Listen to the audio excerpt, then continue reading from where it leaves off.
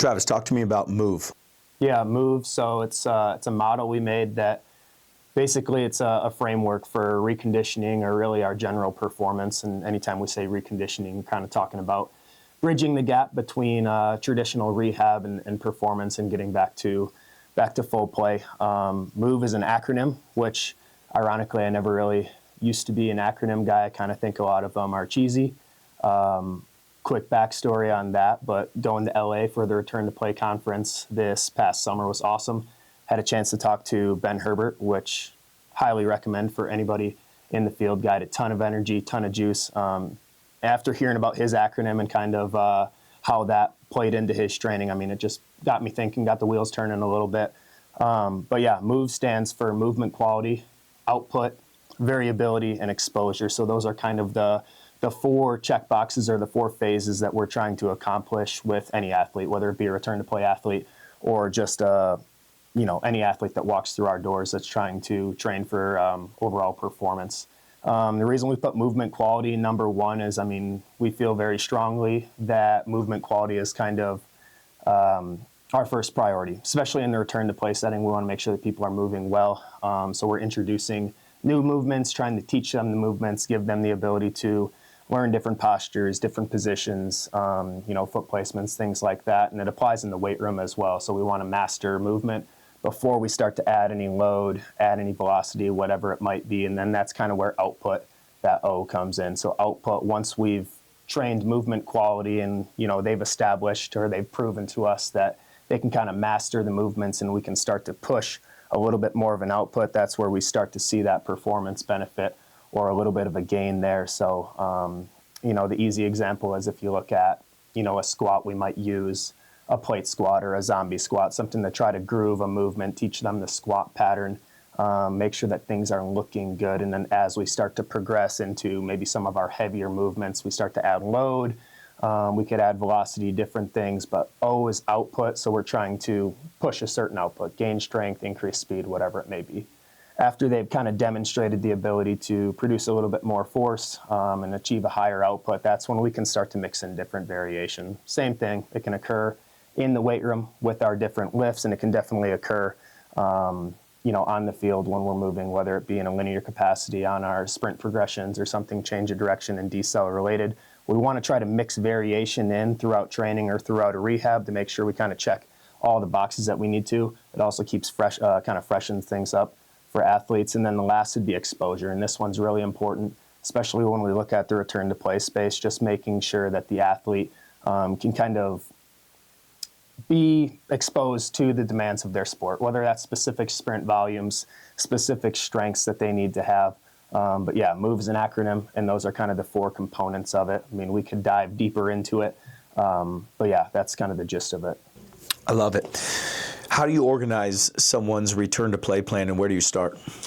Yeah, it's a little bit different for every athlete, but I would say I tend to start usually in the same spot. An athlete comes in for their first session with us. Now that's assuming they've already had an evaluation, but that first session is kind of a continuation of our eval, and every training session after that is really an evaluation, seeing where the athlete's at. If we look at return to play, I'm usually going to start with, from a movement standpoint, something linear, right? And that depends on the stage that they're at. That might be as simple as walking if they're in early stage ACL, or we might be doing some of our sprint drill work and something closer to a sprint if they're farther along in the process. But I feel like from a linear standpoint, I can get a good idea of where they're at from a movement capacity standpoint. It shows me where they're at as far as skill level, and it probably gives me a good idea of where exactly we're at for some of our other movement qualities, whether that be decel or change of direction. Along with working through some of our linear progression, I would add some plyometric work in there. The simplest form of that we have is our rudiment series, which we do with all of our athletes. Shows us a lot of different things. I mean, compliance between the joints, ankle, knee, and hip. We want to make sure that they're moving together, but we can kind of see from an elastic standpoint what type of capacity the athlete has there, and if there's something that from an intensity standpoint we can push a little bit farther. And then I'll follow that up as well with our strength work. And with a lot of the return to plays, I mean, I will keep strength very similar to how I'll train every athlete, and I feel like working with more return to plays has kind of helped us mold one cohesive model where we honestly kind of feel like everyone trains the same way. Obviously, depending on the injury or severity of the injury, that's going to dictate some of what we might push for strength targets. But I'll always follow the session up with some form of strength work to try to push that output that we're looking for, try to reinforce whatever we're working on from a movement standpoint. But to kind of circle back, where am I going to start? Something linear, so something straight line. That could include drill work, sprints, whatever it may be, some form of plyos after I'm done with that, and then we'll work into some strength work. An issue we struggle with from some support staffs and with any return to play athlete is lack of a plan and randomness. Mm-hmm. I think one of your skill sets is how dialed you are on a plan when you have them, as far as it even being broke down to when they're going to completely exit you, whether that's 9 months away or 1 week away. But you also have so much fluidity inside that session. Talk to me about that balance. Yeah, it's definitely a skill set I'm continuing to try to get better at as well. Something that I've had to learn a little bit just with experience and on the fly. But I think having a plan is like the most important step in that. I know that's super simple to say, but if you don't have a base plan, you don't really have anything that you can veer off of. You don't have anything that could be a backup plan if you don't have a plan A. So I mean, like, Dan Paff has been a huge influence on myself, as I know he is for you and kind of our entire company here. And he talks all the time about having plan Bs and even plan Cs for whatever the plan A is that day. So yeah, trying to make sure you have a good idea of like where you think the athlete is, what's an appropriate plan for that given training session. You factor in what you've done previously with them, where they're at in the process, or what timeline they're kind of in the middle of, and then what they need to get to next. So you're always kind of looking behind where they're already at and ahead to where they want to go. Honestly, like another mentor of mine, EB, Aaron Burrell, he's the head of sports medicine at the Colts, where I had an internship, and he was really good at just kind of laying out a calendar. Now, obviously, that's a fluid plan. Things change as you work through a rehab, but just physically looking at 4 weeks of time, it doesn't mean that 4-week block doesn't change, and more often than not, we see with especially rehabs and kind of that reconditioning space that things aren't linear. They're always changing. It's ever evolving. But trying to really have an idea of like how to put a full training week together, what that looks like when you start to stack a couple weeks on top of each other, and then how that might adapt or might change. And things change all the time. I mean, one, from just the volume of athletes that we're trying to work with at one given time, to people in the gym, to what they're doing outside of our training sessions, what they did at PT the day prior, what somebody else is expecting of them. So it is a very fluid process, but you have to have a pretty strong skeleton of a plan in order to kind of veer off of it. Where have you had the most wins recently with your return to play athletes? Yeah, it's kind of a tough one to answer. I would say when I have the most wins, so if I get stuck, which happens frequently, if I get stuck, I always try to just fall back on, if this athlete wasn't a return to play athlete, what would they have to be doing? Or what would I have to do to prepare them for their sport, for their given activity, and what would that look like? Now, if they're quite a few steps away from that, obviously we have to rely on our regressions and push things way back. But it's like, if they need to sprint and they can't sprint, what's the closest thing to sprinting that we can do that's either going to mimic things from an energy system standpoint, mimic things from a postures and position standpoint, try to get them one step closer to the goal of sprinting. I mean, it's the same thing with decel or change of direction, plyo, whatever strength target. So falling back on movement progressions and regressions and kind of having that be the base of everything that we do. And that's kind of the whole purpose of having that move model. It's really just, our system of progressions and regressions, something that I feel like we take a lot of pride in. I think it separates us a little bit, to be completely honest with you. But yeah, looking at what the athlete has to do, what's the demand of their sport, where are they at currently, and where do we fall in between that.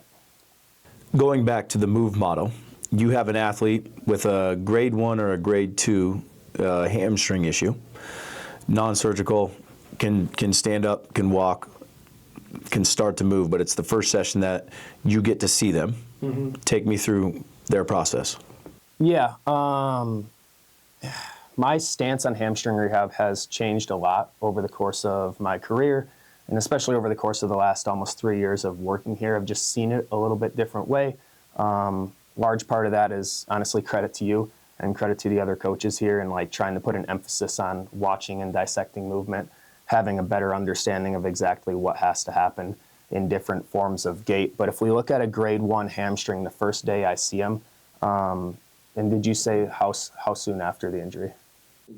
Let's just say it's the day after the injury, right?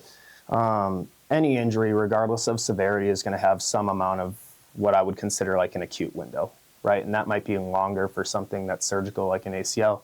It might be a shorter acute window for something like a grade 1 hamstring, which, you know, if it's a fairly minor injury, the athlete's probably going to be able to bounce back from that somewhat quickly. Obviously, it depends athlete to athlete, and everyone's unique. But day 1, I want to make sure that I kind of decrease threat in that area. So I want to make sure the athlete's comfortable. We want to stay relatively pain-free.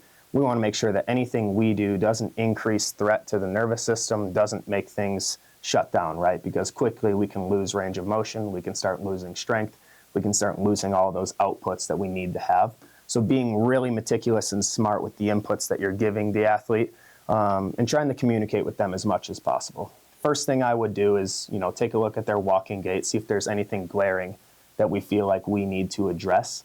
Sometimes there is, sometimes there isn't, but you're just slowly working that walk into then our dribble progression, which was new to me when I started here, but it's basically the most regressed version of a sprint that we can do, right? We can build speeds, we can build ranges of motion, we can increase distances and volumes using that. So I'll start with a walking ankle dribble. If that's comfortable, we'll try to walk over the ankle in that dribble pattern at a little bit of a faster speed. If that's comfortable, then we'll build up to a walking calf dribble. And I'm always just kind of varying between an increase in speed or an increase in range of motion. And I'm trying to see what's the trigger or what's causing that athlete to have some amount of pain. For some people, I would say typically it's usually range of motion. As they start to work into that bigger shape, or that circle of their foot gets a little bit bigger, that hamstring goes on a little bit more of a stretch and they have some associated discomfort with it. But sometimes it's the opposite. Sometimes they feel good working into those bigger shapes, and when you start to add a little bit of a speed component, then it kind of bugs them. So it's always a give and take, playing with range of motion and speed on that dribble progression, and I'm just trying to see where we can get that day. Obviously, if it's a hamstring injury and we know that it held them out of the competition previously, or maybe they woke up a little bit more sore than they were the day prior, we're probably not going to get back in that first 48 hours, but we're trying to see where we can get to, because what we don't want to do is just put them on the shelf. If they sit there and they don't do anything, they're going to stiffen up, they're going to lose range of motion, they're going to not have muscle activity that's required for part of that healing process. So movements can kind of be the first step in trying to see where they're at from an evaluation standpoint, and then that's going to be our biggest stimulus moving forward until we can get them back into some of those higher velocities and more aggressive movements. The E on exposure with a hamstring, what do you expose them to, and how would you feel comfortable for them to be able to play in their sport again? Yeah, I think if you look from a biomechanical standpoint and the role that the hamstring plays, let's just use team sport as an example. So an athlete that not only has to sprint, but that has to aggressively and rapidly change direction. Exposure would be exposure to top speed sprinting. So whatever that looks like for the athlete, we'll kind of use their sport as a guideline and what those typical distances are. Obviously the age and probably the body size of the athlete will dictate a little bit of what max velocity means for them. But exposure to top speed sprinting would be one thing that I want to make sure I absolutely check. I want to make sure that we expose them to a decent amount of deceleration and change of direction, and I would kind of lump those together. But the hamstring's going to be a big role and a big stabilizer in that eccentric ability to decelerate.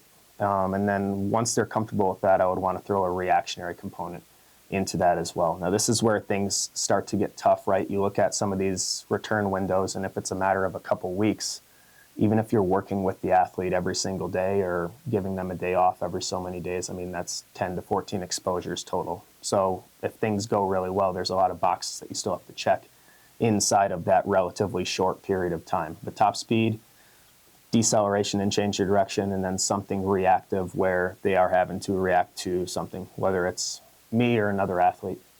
Awesome, Trav, man. I love it. Appreciate it, man. Thanks.